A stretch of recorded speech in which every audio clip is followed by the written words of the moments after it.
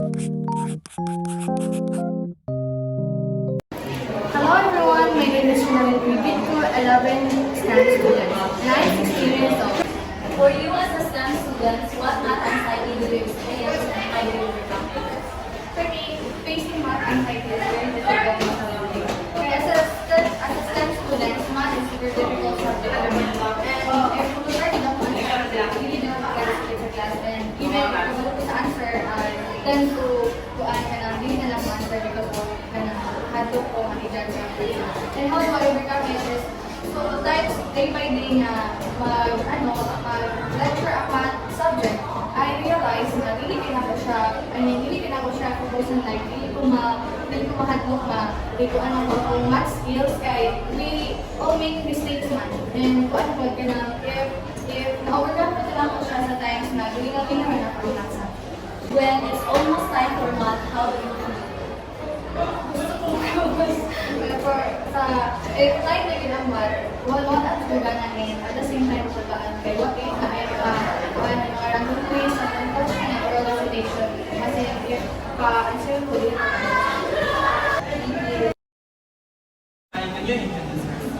Hi, my name is Benjamin.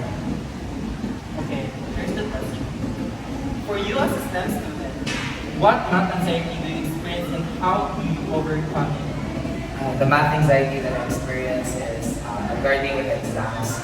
I'm okay with other lessons and also when learning about math, but when it comes to actually answering it, I experience math anxiety. And I also, experience math anxiety. How can math anxiety prevent a person from learning new skills? When it comes to learning new skills, mathematics does have a wide variety of skills that can be learned through math. And I think that it heavily affects the people because, math anxiety causes a person to not favor or hindi sila ganahan mag-learn of math. So I think that it definitely affects their ability to learn new skills in mathematics. Thank you. Hi, can you Hello, I'm Marisa Marie, I'm 16 years old from Grade 11 I have a question. For you as a STEM student, what math anxiety do you experience and how do you overcome it? As a STEM student, no, since the budget of math is subjects at all, especially economics and science, and to overcome it, like mag-take typical positive kaya hindi ko nagsasabi sa akin, How many mathematics anxiety affects the performance of students?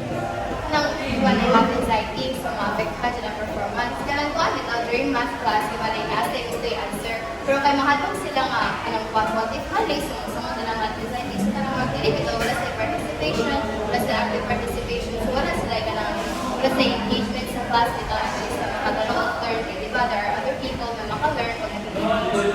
So effect. Third question.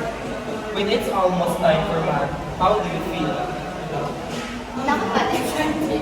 Now, I also experienced math anxiety since elementary. And during math class, kanang pagkakot siya, wala ko kabalo sa topic, kami na wala ka nag-revise, wala ka nag-revision before, so kabalo sa topic, qualified siya kay, what if tawagan ng pagkalat answer ng subject, so ikaw manimutang ito, ng work i-avoid na niyo ang mata sa teacher, kaya hindi siya mata. Wala ko gawin. Basta ang kuhanin sa Thank you.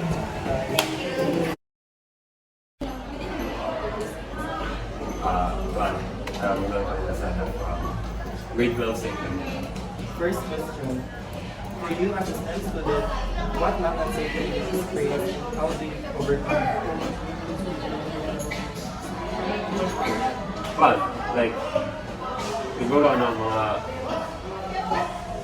maulaw or sa balay. Para i-share mo ang mga solutions.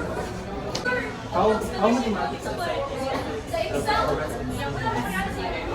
Well, especially sa math na course ng subject. Like, less cooperative ang maka-experience sila. But, math.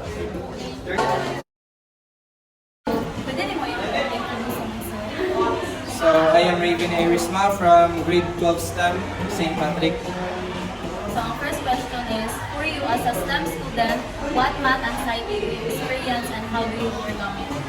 So, as grade 12 student no, in STEM, murag sakit dun sa ulo ang numbers. So, niya, na po yung mga anxiety like, sa dili na ka gusto magtuon or isalig na lang mo sa stock knowledge tungod kay lisod ng math. No? Although, STEM ko, dili nga, tanan jud STEM is capable ng answering math fluidly, kanang grabe jud ka master kay sa math.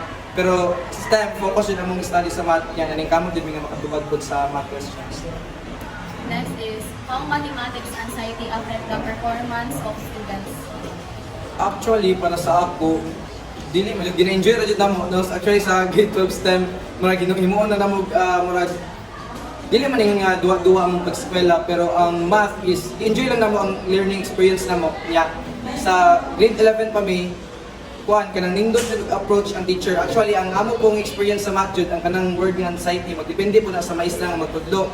Kaya ang teacher maayo siya magtudlo sa student with regards in mathematics, ang student pod bisag dili kay siya endure to math, murag mawili siya maminaw tungod sa approach sa math teacher. Next is, what when it almost time for math, how do you feel? Kuan jud mo feel jud mi kalaay, murag kuan di man ningang sad pero laay in terms of mo itong gingon nga labad sa ulong numbers, pero gina-enjoy na mo pagdepende sa teacher kung unsa iyang learning strategies, unsa iyang approach with regards sa lesson sa mathematics. Thank you, Yan. Thank you.